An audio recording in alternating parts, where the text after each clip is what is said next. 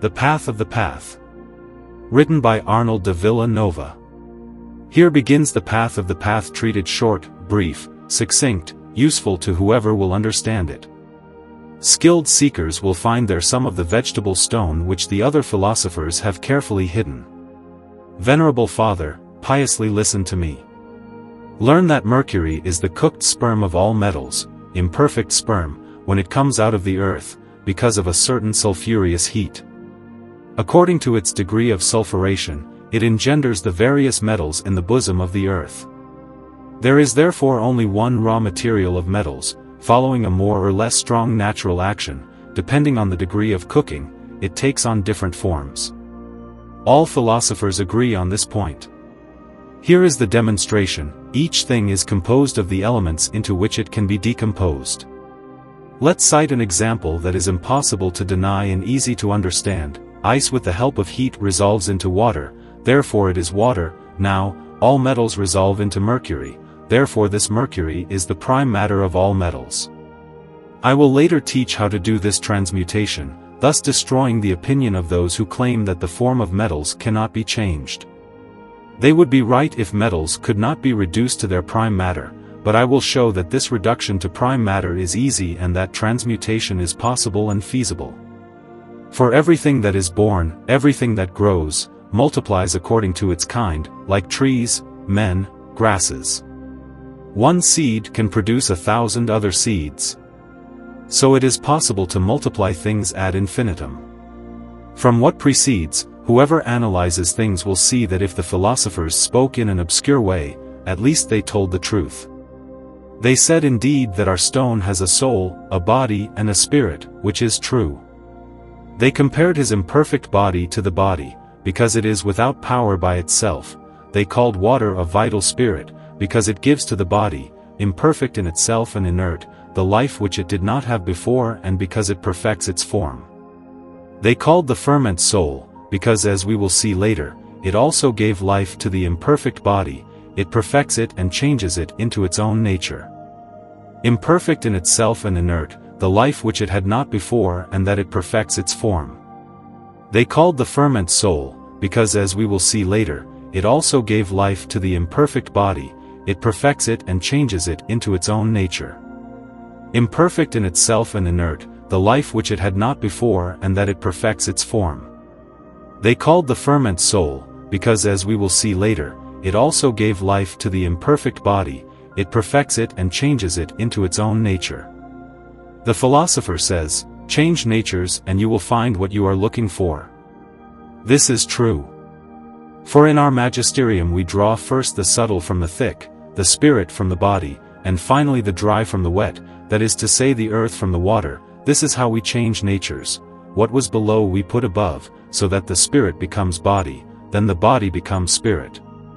The philosophers also say that we make our stone from a single thing and with a single vessel, and they are right.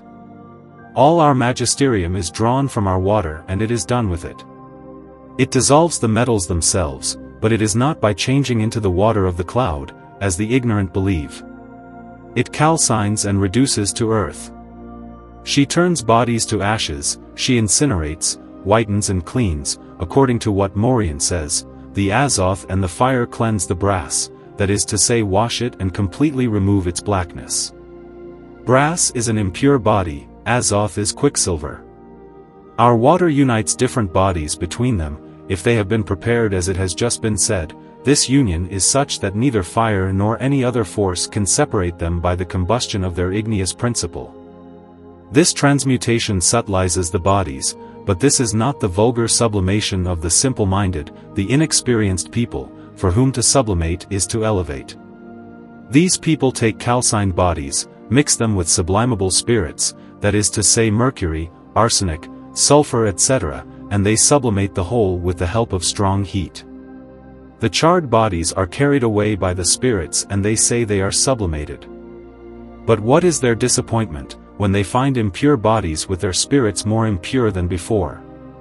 Our sublimation is not to elevate, the sublimation of the philosophers is an operation which makes something vile and corrupted, by the earth, something purer. Likewise when it is commonly said, so and so was raised to the episcopate, by elevated means that he has been exalted and placed in a more honorable position.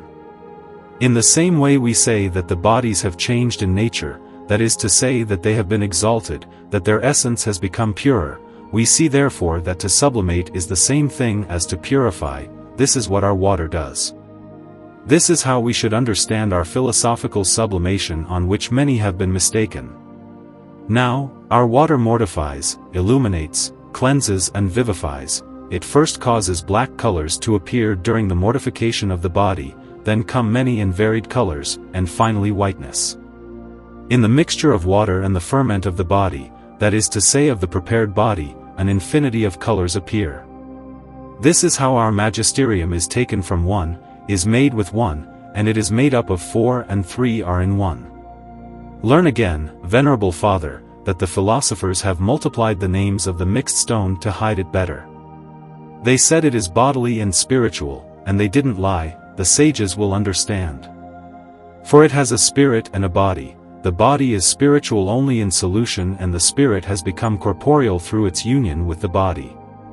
Some call it ferment, others brass. Morian says, the science of our magisterium is comparable in everything to the procreation of man. First, coitus. Second, the design. Third, imbibition. Fourth, birth. Fifthly, nutrition or diet. I will explain these words to you. Our sperm, which is Mercury, unites with the earth, that is to say with the imperfect body, also called Mother Earth, the earth being the mother of all the elements. This is what we mean by coitus. Then when the earth has retained in itself a little Mercury, we say that there is conception.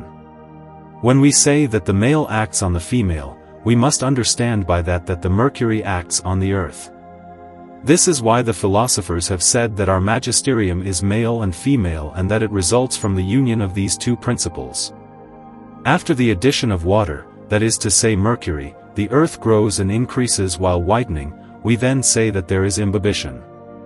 Then the ferment coagulates, that is, it joins with the imperfect body, prepared as it has been said, until its color and appearance are uniform. This is birth, because that at this moment appears our stone whom the philosophers have called the king, as it is said in the Pete, honor our king coming out of the fire, crowned with a diadem of gold, obey him until he has reached the age of perfection, feed him until he is great. His father is the sun, his mother is the moon is the imperfect body. The sun is the perfect body. Fifth and last comes food, the more it is fed, the more it grows. Now, he feeds on his milk, that is to say on the sperm which engendered him in the beginning. It is therefore necessary to imbibe it with mercury, until it has drunk 2 parts of it, or more if necessary. Now follows practice.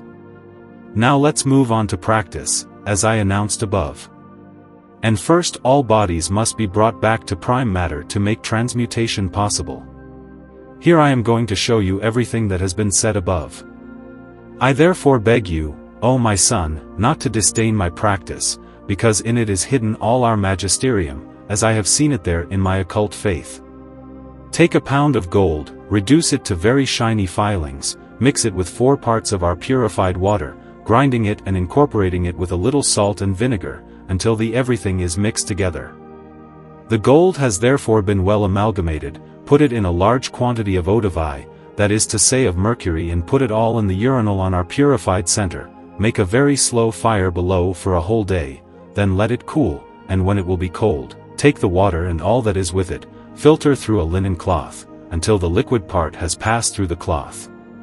Put aside what will remain on the cloth, collect it, and having put it in a new quantity of holy water in the same vase as above, heat it for a whole day, then filter as before. Repeat this until the whole body is converted into water, that is to say into the raw material which is our water. This done, take all this water, put it in a glass vase and cook over a slow fire until you see blackness appear on its surface. You will skillfully remove the black particles. Continue until the whole body is changed into a pure land. The more you repeat this operation, the better it will be. Anneal then, removing the blackness, until the darkness has disappeared, and water, that is to say our mercury, appears bright. It is then that you will have earth and water.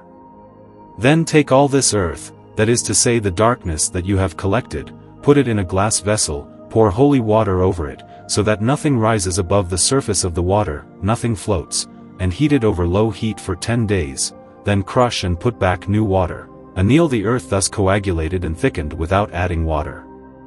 Finally, cook over high heat, always in the same vase, until the clay becomes white and shiny. Having therefore whitened and coagulated our earth, take the water of life which has been thickened with the aid of a slight heat by the coagulated earth, cook it over a violent fire in a good cucurbit equipped with its capital, until all the water in the mixture has passed into the container and the calcined earth remains in the cucurbite. Then take 3 parts for 4 of a ferment, that is to say that if you have taken a pound of the imperfect body or of gold, you will take 3 pounds of ferment, that is to say of sun or moon. You will first have to dissolve this ferment, reduce it to earth and repeat in a word the same operations as for the imperfect body. Only then will you unite them, soak them with the water that has passed through the vessel, and cook for 3 days or more.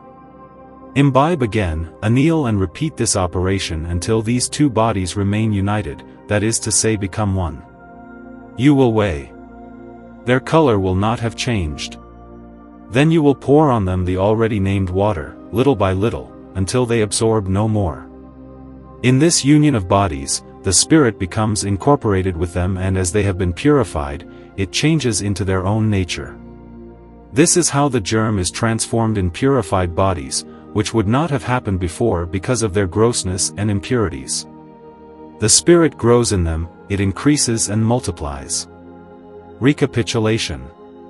Now, Venerable Father, I will return to what I have said by applying it to the preparations of the ancient philosophers and to their teachings, so obscure, so incomprehensible. However weigh the words of the philosophers, you will understand and you will confess that they have spoken the truth. The first word of our magisterium or of the work is the reduction of mercury, the body, that is, the reduction of copper or another metal into mercury.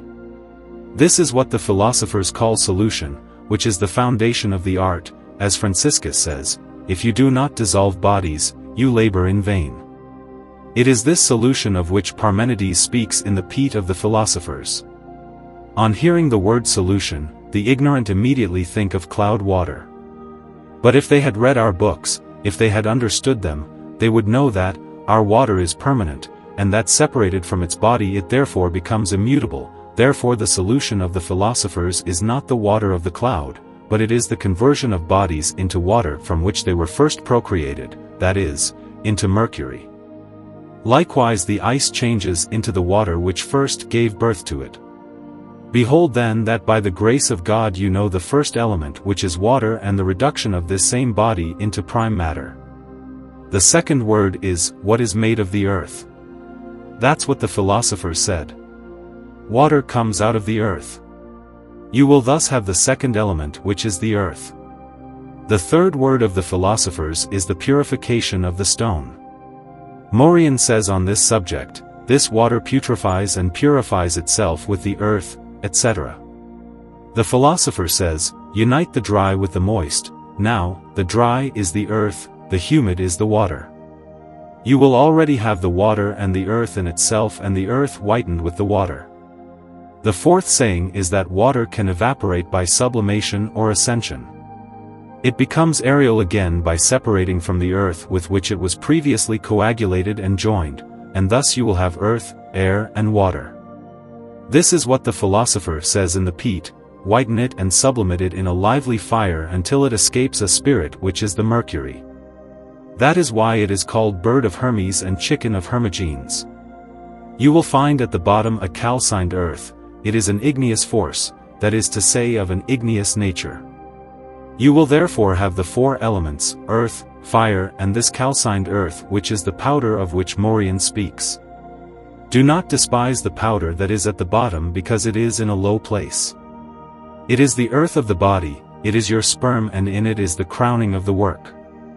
Then with the aforesaid earth put the ferment, this ferment that the philosophers call the soul, and here is why. Just as the body of man is nothing without his soul, in the same way the dead earth or filthy body is nothing without ferment, that is, without its soul. For the ferment prepares the imperfect body, changes it into its own nature, as has been said. There are no other ferments than the sun and the moon, these two neighboring planets coming together in their natural properties. This is what makes Morian say, if you don't cleanse, if you don't whiten the filthy body and don't give it a soul, you won't have done anything for the magisterium. The spirit is then united with the soul and the body, it rejoices with them and settles down. Water alters, and what was thick becomes subtle. Here is what Astinus says in the Pete of the Philosophers, the spirit joins the bodies only when the latter have been perfectly purified of their impurities. In this union appear the greatest miracles, because all the imaginable colors then show themselves and the imperfect body takes, according to Barson, the color of the ferment, while the ferment itself remains unaltered. O Father full of piety, may God increase in you the spirit of intelligence so that you weigh well what I am going to say. The elements can only be generated by their own sperm. Now this sperm is Mercury. Consider the man who can only be begotten by the aid of sperm, the plants which can only be born by a seed, as much as is necessary for generation and growth.